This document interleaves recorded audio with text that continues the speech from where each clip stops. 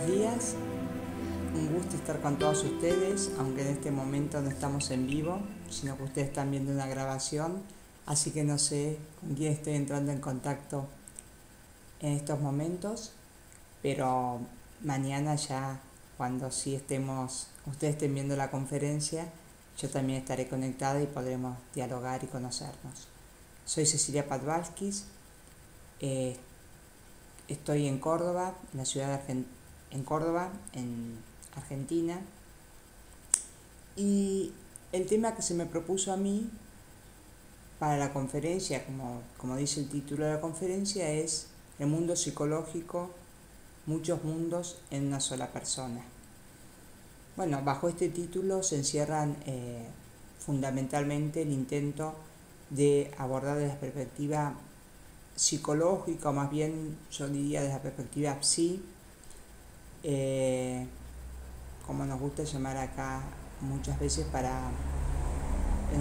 con un concepto más amplio, esta cuestión del fin del mundo, las teorías, las visiones y sobre todo la vivencia del sujeto.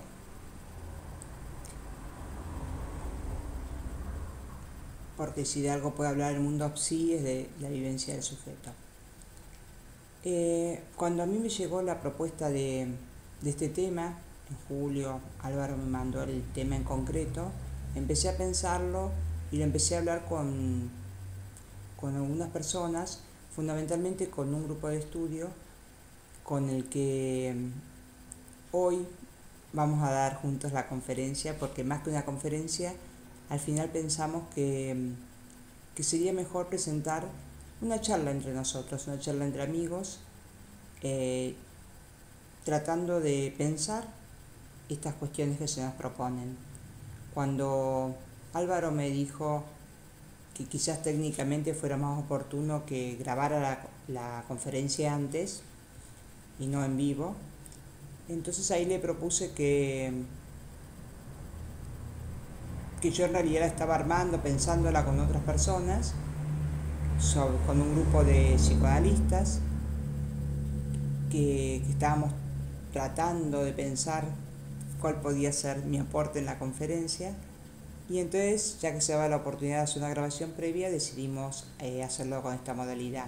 Quizás no teníamos la técnica más adecuada, es una filmación casera, pero espero que la puedan disfrutar, la puedan ver, y me gusta mucho más presentar esto que una conferencia única armada, con un discurso único, porque nosotros más que presentar un panorama sobre lo que se podría decir desde el mundo psi sobre estas cuestiones, lo que queríamos era presentar interrogantes, interrogarnos entre nosotros, pensar algunas cuestiones, relacionarlas. Yo diría que hay una idea de fondo en lo que vamos a ir planteando, que tiene que ver con lo que algunos autores distinguen, digamos, algunos autores desarrollan particularmente este tema, de la distinción del mundo psi, o la dimensión psíquica, y la subjetividad. Entonces, la dimensión psíquica, o el trabajo que se puede hacer en la clínica psicoanalítica, se refiere a un aspecto muy particular, va a salir ahora en un momento, pero no es toda la vivencia de la subjetividad. O sea, nosotros podemos distinguir lo que es la producción de subjetividad, cómo el sujeto se va construyendo a lo largo de su vida, en la cual la dimensión psíquica es una dimensión importante, pero no es la que determina todo el proceso. Entonces, nosotros fundamentalmente creo que lo que queremos mostrar es que tampoco podemos, una perspectiva psi no puede ser únicamente psi, digamos. Para entender la dimensión psi, necesitamos recurrir a otras categorías. Quizás a lo largo de la charla esto quede más claro, porque ¿qué es lo que quiero plantear? Que si pensamos que las ideas del fin del mundo, qué significan psíquicamente para la persona o qué factores psíquicos están implicados en estas ideas, podemos correr el riesgo de olvidarnos toda la cuestión política que hay detrás de las ideas sobre el fin del mundo. Entonces, de alguna forma nosotros lo que intentamos hacer es ir pensando desde la experiencia clínica, pero también desde una visión política y social estas cuestiones. Bueno, la grabación, como les decía, es casera. No sé si... Espero que la puedan disfrutar. Nosotros disfrutamos mucho armándolo, charlando, pensando en qué podíamos... cómo hacer esta charla para un público que no conocíamos. Y bueno, acá mandamos lo que logramos armar para presentarlo, los 45 minutos. Y después en la segunda parte, ya en el debate, después de la conferencia de Susan también, ya ellos no van a estar, mis compañeros no van a estar en vivo, pero yo voy a poder aclarar, entrar, debatir con ustedes sobre aquello que surja a partir de esta propuesta nuestra. Bueno, un gusto, los dejo, van a ir apareciendo, va a aparecer primero la doctora Laura Gagliano, y después van a ir interviniendo, va a aparecer la doctora Elda Yur y el doctor Carlos Romani. Los tres son de formación, son psiquiatras con formación psicoanalista, fundamentalmente trabajan en la clínica individual o en la salud pública y tienen una trayectoria, toda la vida se dedicaron a esto. Y bueno, van a ir apareciendo, les vamos a mostrar la cocina, digamos, de alguna forma, al mostrarles esta grabación casera. También estamos mostrando la cocina de cómo fuimos armando y pensando esta cuestión. Bueno, muchas gracias y los dejo con nuestro diálogo. Como primera medida, comentar que estamos en una conversación entre amigos, que a partir de la convocatoria que Cecilia nos hace y en virtud de ciertos temas que estamos nosotros leyendo, que no son puntualmente referidos al tema del fin del mundo ni de las ideas del fin del mundo, pero que se nos ocurrió que podía haber alguna conexión, decidimos que lo que más podíamos hacer era juntarnos, charlar un poco sobre esto, discutir algunos párrafos de algunos textos y tomar algunas ideas. Inicialmente estuvimos revisando algunas cosas que Freud plantea en su obra de 1929, 1930, que es El malestar en la cultura, donde él expresa que lo que más nos es dado en la vida es el sufrimiento y que ante esa situación, digamos, hacen falta algunos paliativos, no necesariamente algunos paliativos para atravesar ese sufrimiento, y él plantea como 3 opciones de paliativos. En esto ayúdenme porque hay términos muy precisos de Freud que quisiera respetar. Distracciones poderosas. Distracciones, mira qué lapso. Distracciones poderosas, y él pone como ejemplo la actividad científica, la investigación científica. El otro grupo de posibilidades estaría dado por satisfacciones sustitutivas, donde engloba todas las actividades artísticas, o por medio del arte se lograrían, digamos, esas satisfacciones sustitutivas. Y por último, los narcóticos, dice Freud, en esa época se hablaba de narcóticos, podríamos decir los tóxicos, las drogas y demás ahora. Bueno, quizá como saben ustedes, Freud habla del motor inicial, digamos, en el aparato psíquico, en todo sujeto, que sería el principio del placer, donde hay una tendencia al placer que jamás puede ser realizado completamente y que se expresa por momentos, como pequeños momentos donde algo del orden de la felicidad se podría producir, si bien Freud dice se logra apenas un mínimo bienestar.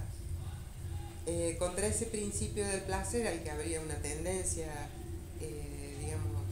natural en el hombre, se opone, se compensa este deseo de placer por el principio de realidad, ¿no? Está este juego entonces entre lo interno, lo interior del hombre y lo que la realidad nos va planteando. ¿Qué más habíamos pensado en torno Pero a pesar a lo freudiano? A pesar de que el principio del placer sería el principio rector, el aparato psíquico está más preparado para el displacer, para el displacer y el sufrimiento, más que para el placer. Y ahí relata que el sufrimiento puede venir de tres lugares: desde el interior del sujeto, de su relación con el medio externo y de su relación con los otros, que de los que más sufre es de la relación con los otros. ¿Quedaba algo más? Sí. Dicho de Freud, creo que bueno, pero desde ahí nos derivamos a esto de Hess, ¿no? Sí. A partir de la lectura que estábamos haciendo de un texto que lo puedo mostrar, ¿verdad? Sí, está bueno. Este texto de Rudolf Hess,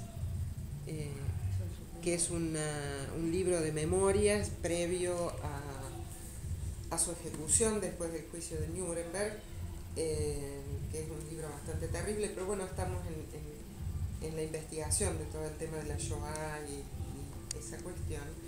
Había un párrafo que relataba, después vemos si quieren que leamos algún parrafito textual, pero cuenta ciertos procedimientos que estaban haciendo, sobre el principio de la Segunda Guerra Mundial los nazis, el ejército nazi, que reclutaban personas para ejecutar los fusilamientos de todos los indeseables, para el Tercer Reich, los disidentes, los gitanos, los homosexuales.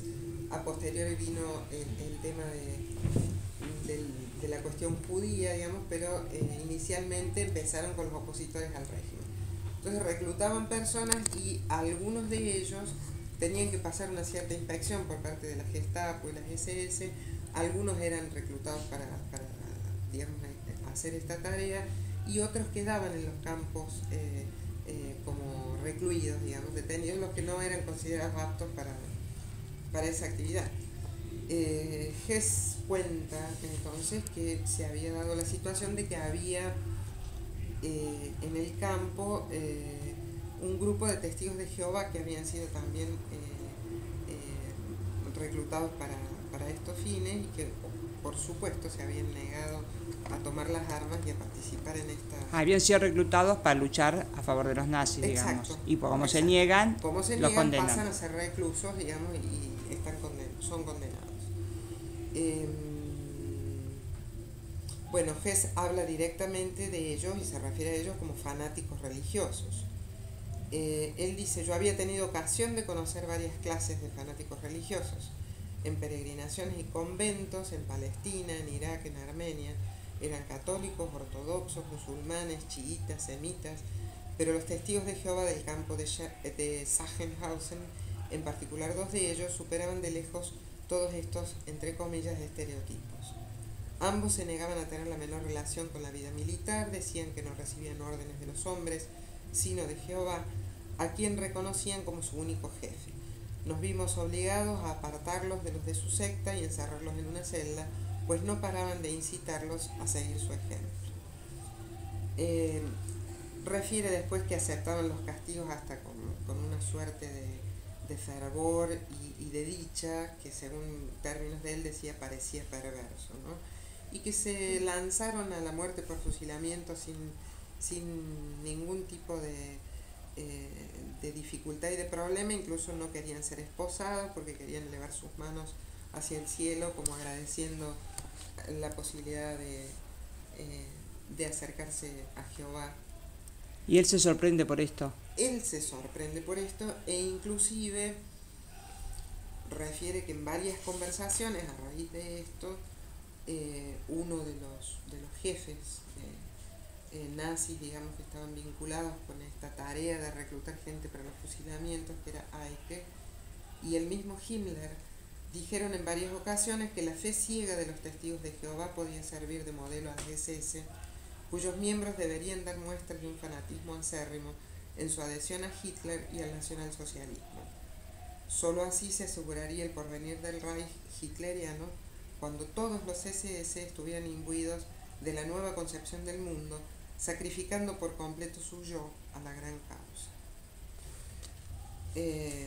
Bueno, esto nos hizo pensar un poco y de ahí surgieron varias discusiones y varios temas en relación a la posición, ¿no? de estos sujetos con esta creencia. Esto nos llevó a la cuestión de la convicción, nos llevó a pensar si en estas ideas del fin del mundo había algo de este orden, ¿no? Así fue, ¿no? Uh-huh.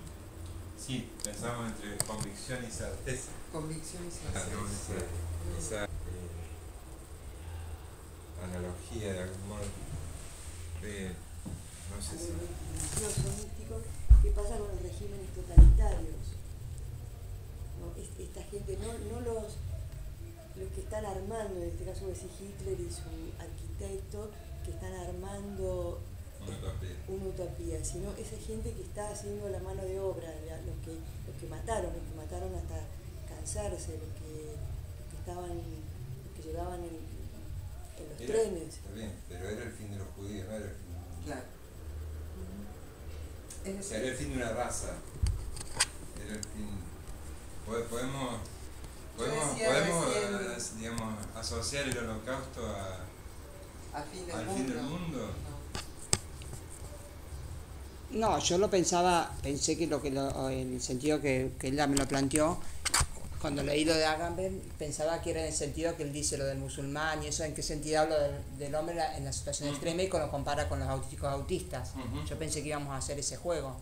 El holocausto también como mostrar cómo el hombre se pone frente a cosas, pero no veía la relación directa con la idea del fin del mundo. Está bien, no era por ahí. No, pero yo decía que es la idea del fin de un mundo,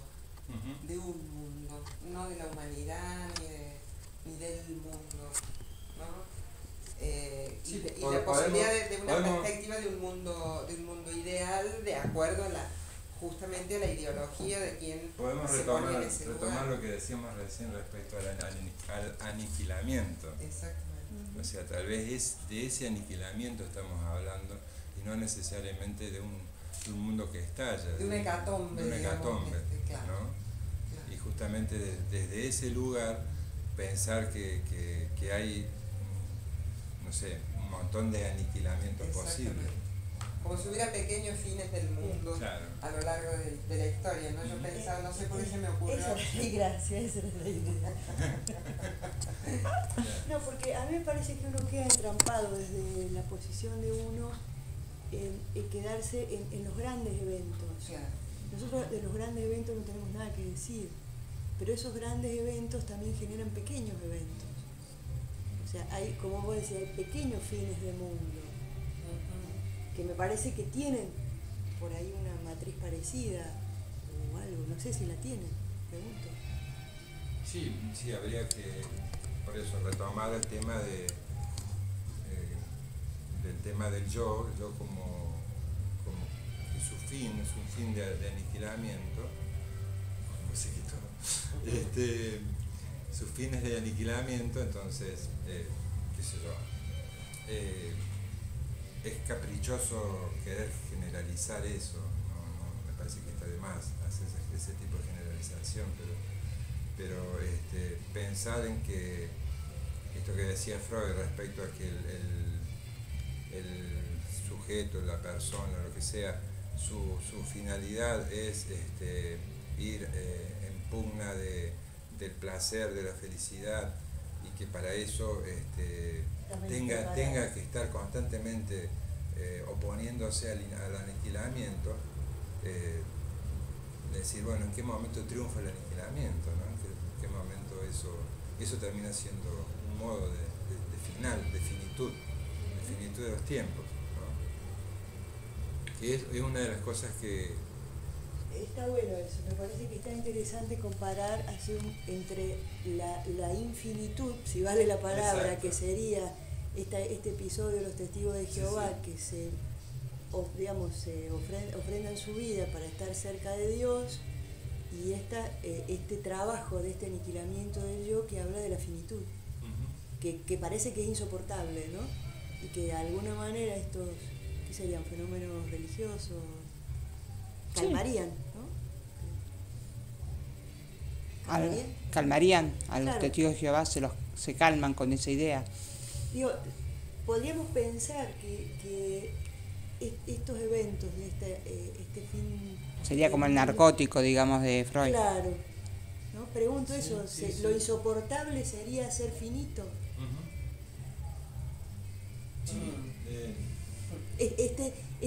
Que uno es testigo, si uno es medianamente lúcido, la lucidez te condena a ir viendo tu lento aniquilamiento, ¿no? Tu decrepitud, no sé si podemos llamar decrepitud porque es como muy prejuicioso. Sí, es la caída de la persona, la caída. En el asunto de la digamos, de qué es lo que hay después del fin del mundo, ¿no? Me parece que es lo que de alguna manera decíamos que nosotros estamos en nuestro lugar como profesionales absolutamente limitados, ¿no? Es decir, no podemos hacer que los otros puedan pensar algo respecto a esa digamos, prolongación de la vida después de la muerte, ¿no? Podemos en todo caso ayudarlos a hacer más soportable la vida claro, mejor dicho, más soportable la idea de la muerte, más que la... Pero en eso Freud, en el Malestar en la Cultura, está diciendo que quien sabe de esto es la religión, la única que puede dar cuenta de eso. Sí. Nosotros no. Hasta ahí no llegamos, y está bueno. Es un fin temporal, ¿no? Es un fin donde hay una temporalidad que puede ser de alguna manera aprendida de algún modo, tomada de algún modo, a expensas de un aniquilamiento que decíamos, o sea, el yo tiende a un aniquilamiento. ¿Cómo se elude esa finitud, esa cronología, digamos? ¿De qué manera podemos plantear la vida? Entonces, nos organizamos y decimos que habría gente que no la soporta, podríamos pensarlo, ¿no? Que no la soporta, convivir con esta estrategia que hay que hacer para soportarla y a sobrevivirla, digamos. ¿Qué sería? No sé si esquivarla, sería como, ¿qué sería? Me sale un término muy vulgar, bicicletear. ¿Cómo sería? Y poder atravesar esto, porque me parece que no es solo vivir, sino poder transcurrir en una vida con lo que implica de sufrimiento. Sí, y ahí podríamos sostener esta idea de Freud con estos paliativos, estos sustitutivos, la ciencia, las artes, etcétera, etcétera, el trabajo. La pregunta era si esta idea del fin del mundo no era también un modo de conjurar esta vida sufriente y decir, bueno, hay algo que le pone fin a todo esto y que da la posibilidad de pasar a otra cosa. Sí, ahora, ¿siempre da la posibilidad de pasar a otra cosa? No lo sé. Porque hay algunos, o sea, el fin del mundo bien se acaba. Y se acaba todo para mí. Me parece que esa puede ser una lectura posible, pero otra lectura es precisamente la contraria, ¿no? Habría que suprimir este mundo que me es insoportable en su aniquilamiento constante y pasar directamente a la inmortalidad, Claro, lo que Cecilia pregunta es si todas las ideas acerca del fin del mundo No. tienen esa concepción. Entiendo que hay algunas que hablan simplemente del final, ¿no? Pero no creo. ¿No? No, Los testigos todas jehová no tienen creo que una... no. Bueno, te digo, los testigos de Peleamos Jehová. hoy con los testigos jehová. Sí, ¿Por qué está? ¿Qué sé yo? Son Sí, unos porque entre tanto que lo postulan. Las profecías, planteo justamente actual, creo que lo que hace esta especie de, bueno, lo que se está trabajando ahí en Colombia es justamente estas ideas apocalípticas, digamos, que están en la actualidad, que claro, están, que han prendido mucho en que han algunos grupos aprendido sociales, claro. a partir, bueno, justamente de esta profecía maya, donde dice, bueno, que el mundo se acaba. El mundo se acaba y bueno, tal vez la pregunta es decir, ¿qué es lo que hace que estas ideas tengan tanta vigencia, digamos? ¿Qué las hace tan vigentes? Y lo que decíamos, bueno, primero aclarando que nosotros no somos antropólogos ni sociólogos para poder responder a eso, porque es una respuesta mucho más que no excede completamente. Simplemente lo podemos pensar desde la experiencia que tenemos nosotros con nuestros pacientes, que nos muestran algo de ese mundo, y nos muestran algo también de la finitud, también, ¿no? O sea, la finitud expresada como síntoma, expresada como la angustia, es una expresión de finitud, ¿no?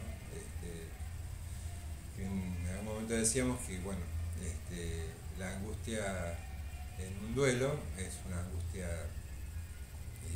necesaria, es una angustia signo, que muestra algo que se está resolviendo, algo que está intentando repararse.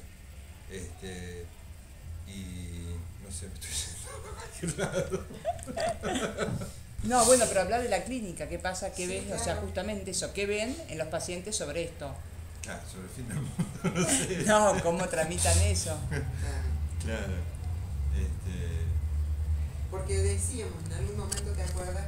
Si no podía homologarse esta sensación o esta idea del fin del mundo con el proceso de duelo, Sí.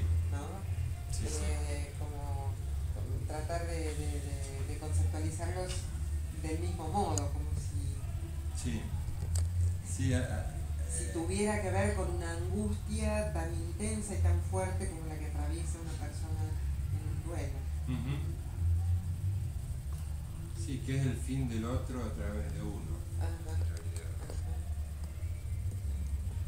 Ahí podemos discutir bastante, porque A veces es el fin de uno a través de otro o el fin del otro. nuestro querido amigo Aluz plantea esta cosa de la muerte como que realmente no es el fin, sino que sería un cambio de lugar de la relación con el objeto perdido. Ya ahí es otro tema. Sí. Si quieren seguimos, pero no tiene nada que ver con esto. No me parece que eso sea lo que él dice, que no muere el objeto. En realidad lo que se cambia es la relación con el objeto. Exacto. Que antes era externa y ese objeto pasa a ser interno. Y que va a morir solo con vos, digamos. Sería otro proceso de finitud que queremos. Claro. Que Claro, en realidad- eso lo hace en relación a la idea freudiana del trabajo de duelo. Exacto. Se opone a esa idea. Bueno, estamos yendo para cualquier lado. Sí. Sí. ¿Cómo se refleja eso en nuestro trabajo respecto a la concepción de un final del tiempo, la finitud del tiempo? Yo creo que tenemos que de alguna manera hacer presencia de la idea de la muerte. O sea, la muerte es la que de algún modo establece una temporalidad. No hay temporalidad posible sin la muerte. Lo que nos diferencia de los animales. Da vida a la ¿cierto? muerte. Exacto. La muerte da vida. Los animales no tienen Que de angustia alguna manera es un supuestamente por concepto no de tener Arendt, conciencia. que Arendt plantea que algo tiene que morir para que otra cosa nazca, ¿no? O sea, hay como un movimiento y no con esta idea de, creo que decíamos también que nos parecía que era una idea cerrada, una idea que acaba, en cambio que no da movimiento, esta idea de fin del mundo como límite, como conclusión, como cierre. Si ve esta cosa de pensar que un objeto, o sea, no es una pérdida, sino que es una reubicación del objeto, da movimiento. Sí. Sería como una estrategia clínica, ¿no? Sí. Una indicación clínica. Que nosotros eso, me parece que en realidad, a diferencia de, no sé, de los estudios de otra gente que estudia este fenómeno de otro lado, que nosotros estamos buscando esta pregunta suya de que cómo sigue esto. A nosotros nos interesa lo que sigue, por ahí no la vivencia en sí de un momento o de un paciente que tiene una vivencia del fin del mundo. Sí, si no seríamos fenomenólogos. Exactamente. Sino también nos preguntamos porque, bueno, a ver qué hay más, o sea, lo que sigue, para dar movimiento. Claro, la pregunta si no sería una certeza. Porque nosotros decimos lo que ella pregunta. ¿Y qué más? ¿Cómo sigue? No, pero bueno, si en la experiencia clínica, cuando ustedes se encuentran con que esta idea del fin del mundo está operando, ven que clausura o que genera movimiento. Claro. Les pregunto qué experiencia tienen de eso. O, por ejemplo, el caso de la chica testigo de Jehová, que ese no lo tenemos grabado. No era el principio. Sí, en relación a los testigos de Jehová, yo decía que atiendo a una paciente en el hospital que es testigo de Jehová, ella y su marido, ambos son testigos de Jehová, tienen 29 años y muchos deseos de ser madres. Y sin embargo, en una entrevista me planteó que habían desistido de tener hijos por esta cuestión de que está por aproximarse el fin del mundo y que no quieren traer un hijo al mundo, sabiendo de eso que está por ocurrir en breve. Y creo que la tentación desde la psiquiatría o desde lo psicológico es tomar eso como una idea delirante. Y sin embargo en esta persona no es una idea delirante, claramente no es una idea delirante. Cuando decíamos recién de las vivencias del fin del mundo, si yo no recuerdo mal, hay un autor bastante clásico, Conrad, que es Conrad, que tiene un trabajo sobre la esquizofrenia, que es muy prestigioso y conocido, pues uno de los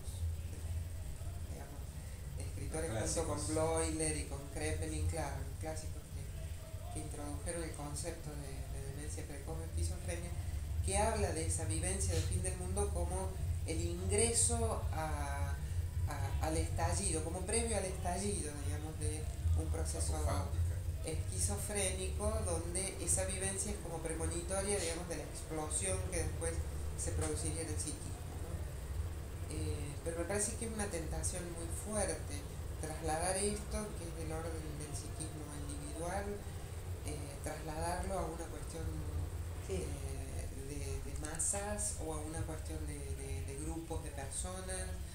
Yo no sé, no creo en la locura colectiva como una entidad. Y no me parece que sea legítimo trabajarlo desde lo normal o lo patológico a esto. Me parece que merece, por eso estábamos diciendo que nuestro ámbito de trabajo, nuestro ámbito de actividad es como muy pequeño para poder dar una respuesta a esto que sucede en un ámbito tan extenso, tan amplio, porque en todos los lugares del mundo hay personas y grupos de personas que están creyendo en esta cercanía o en esta posibilidad de que el mundo acabe, ¿no?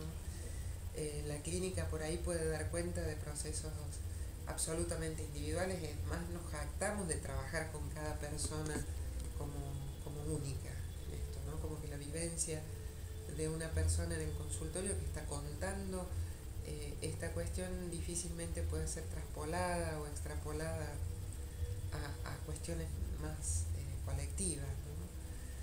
Pero bueno, alguna idea podemos hacernos, por eso decíamos en principio que esto que nosotros estamos estudiando por otra vía, digamos, e independientemente de lo que Cecilia nos pedía, nos podía dar alguna luz sobre esto, ¿no? Estos fenómenos de destrucción masiva, estas ideas de algún modo mesiánicas en cuanto a cómo mejorar el mundo, que planteábamos que era el fin de un mundo, ¿no? En el caso del Tercer Reich y de Hitler era la idea de que hubiera un mundo sin judíos, un mundo sin gitanos, un mundo sin comunistas o bolcheviques, un mundo sin otro que pensara distinto que yo, ¿no? El fin de un mundo para que se genere otro. En Argentina lo vivimos hace unos años atrás. En menor escala, ¿no es cierto? Pero también, ¿no? Como que... pero eso implicaba el también... terrorismo de Estado era eso. Claro. Benjamín Menéndez, que era el comandante del Tercer Cuerpo, Claro, quien no pensaba como él, lo mataba. así es. Lograron ¿De qué modo 33.000, se pero pueden podían haber sido vincular? 6 millones. Claro, ¿de qué modo se pueden vincular los distintos tipos de autoritarismo o de... Sí, pero me parece que hay que hacer una diferencia entre lo que serían estos fenómenos autoritarios y estos fenómenos místicos, religiosos, que en realidad es para ellos mismos. Yo creo que por ahí nosotros no... Claro. Esto que nos invitamos a juntarnos a charlar y mientras tomamos unos mates, me parece que nos diría, a ver, tampoco les tenemos que tener tanto miedo ni prejuicio, Seguro. porque existen, pero existen para No, ellos. justamente Y les dan una tonalidad es lo que propia. Cecilia preguntaba, digamos, ¿qué hacemos en la clínica con eso? Y yo la respuesta pensaba nada. Nada. No hacemos nada, o sea, es una creencia, esto que Laura relata de esta paciente, está bien, o sea, me parece que está dentro de lo que a ella les, vos lo decís, lo que a ella le sucede, es decir, ¿Y qué pasa con ellos cuando con tiene un famoso tema que se discute mucho porque pone en crisis el poder de la medicina, cuando no quieren que como es que les hagan transfusiones de sangre y le salvas la vida pero le quitas el alma? ¿Y quién es uno para hacer eso? Si alguien elige morir por su alma, ¿quién soy yo para decir eso? Decidir esa situación. Sí, porque ahí entraríamos en lugares de poder que son bastante, Exacto. digamos, tentadores, para decirlo de alguna manera. Digamos que la mayoría se tienta de ser, digamos, una autoridad sobre otro, ¿no? Me parece que eso es lo Sí. que... Y que es un riesgo y una tentación de los psiquiatras, psicoanalistas, y creo que si se quiere, nuestro trabajo personal es evitar eso. Estar en esa posición, exacto, ¿no? De decidir lo que es mejor para el otro. Veamos del otro. ¿Ustedes creen que podríamos concluir, que podríamos concluir después de esto que estamos charlando ahora, de que esta idea del fin del mundo en realidad no constituye una cuestión patológica? O sea, no se puede tratar ni abordar desde criterios de normalidad o anormalidad, porque mucha gente opina acerca de estas creencias de que son locos. Y trata de ponerlo, o es normal o es anormal. ¿No? De emitir un juicio acerca de si eso constituye algo patológico, es una enfermedad, son todos locos, son todos enfermos. ¿Y qué hacemos Nosotros con creo ello? que tendríamos como conclusión en relación a esa pregunta puntualmente de que no pasa por ese orden. No se podría decir que sean locos. No es de ese orden, no es de ese orden. No es el nivel de análisis posible, no hay nivel de análisis posible desde ese lugar. Pero el análisis que se haría en la clínica es la relación que establece ese sujeto con esa idea. Exacto. Digamos, vos decís, esta paciente no es delirante porque, bueno, funciona de una forma no delirante esa idea en ella. En ella no funciona como algo delirante, exactamente. Sí. Sino que funciona como una adhesión desde su fe, digamos, ¿no? Es una cuestión de creencia. Y si ella le permite hacer funcionar otras cosas de sí misma, claro. Vale. Bienvenido sea. Claro. Ahora, esta idea, si poníamos la analogía con la idea del nazismo, o sea, la idea del fin del mundo con la idea del nazismo, como otras creencias. Sí, pero esa sí implica la diferencia otro. porque implica el otro. Pero tampoco sería orden patológico, entonces. ¿O sí? No sería patológico en sí. No es patológico en sí. Lo que pasa sería es que el condenable nazismo- socialmente, Claro. pero no psiquiátricamente. Yo no podría decir Yo creo que no que es ni Hitler fue un patológico loco. ni normal, o sea, Claro, no está son dentro de ese ideas. orden. No podríamos Está decir que ese orden. Hitler, Goebbels y Himmler eran locos. No, Lo hicieron sería- con su total... Sería demasiado, favorecerlos demasiado. Exactamente, le haríamos un favor. Claro, exacto. La condena es social, digamos. ¿no? O sea, Sí, sí. Yo creo que la Judicial. diferencia... O Menéndez, Videla y todos los que conocemos. claro, no eran locos, eran muy Claro, pues, lúcidos.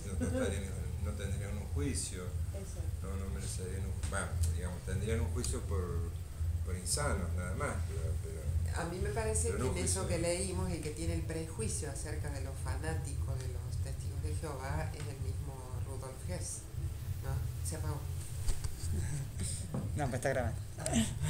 Es el mismo Rudolf Hess. Él los cataloga de fanáticos e incluso dice los SS tendrían todos que aprender porque sería ideal que se comporten más fanáticamente que los testigos de Jehová. O sea que él quiere el fanatismo. Exacto. No es una crítica, sino decir. Claro, somos- me no, parece eso. fantástico. Para él Y es eso admirable. sería, para ellos era admirable que ese nivel de fanatismo lo pudieran tener sus soldados. Digamos. La diferencia entre los testigos de Jehová y los nazis me parece que son obvias. Son sociales. Los Social. testigos de Jehová tienen una comunidad que está cerrada entre ellos. Lo más que hacen, digamos, es tratar de convencer a un tercero de que adhiera a sus creencias, pero no ejercen ningún tipo de violencia sobre otros. Los nazis, bueno, ya sabemos muy bien lo que hicieron. Mandaron al horno crematorio, digamos, a Sí, 6 lo que millones pasa de es que no se- personas. no se- es muy difícil era un poder- orden del terror, digamos, claro, poner el es terror. muy difícil no poderlo, digamos, obviar lo que significa desde el punto de vista político, social, económico, todo esto que estamos conversando, es decir, todas las finalidades los fines que se ponen en juego en todo esto, es decir, un testigo de Jehová que piensa que después del fin del mundo su vida va a ser más feliz, no es la misma concepción de Hitler que tenía respecto a qué iba a suceder con su imperio y con Claro. todos los que habitan ese imperio siendo todos arios, Claro. ¿no? O sea, Sí, sí, sí. me parece que la diferencia es sustancial y es política y es social, o sea, Sí, sí. más de otro orden, ¿no? Sí. Claro que ese es el otro punto, lo que veníamos hablando, digamos, que si la existencia de estas ideas no es que uno adhiere por factores psíquicos, sino que es una cuestión política, Sí, de convicción. convicción y el Política, imponer esas ideas. ideológica, pero no creo que se los pueda tachar de locos o de delirantes.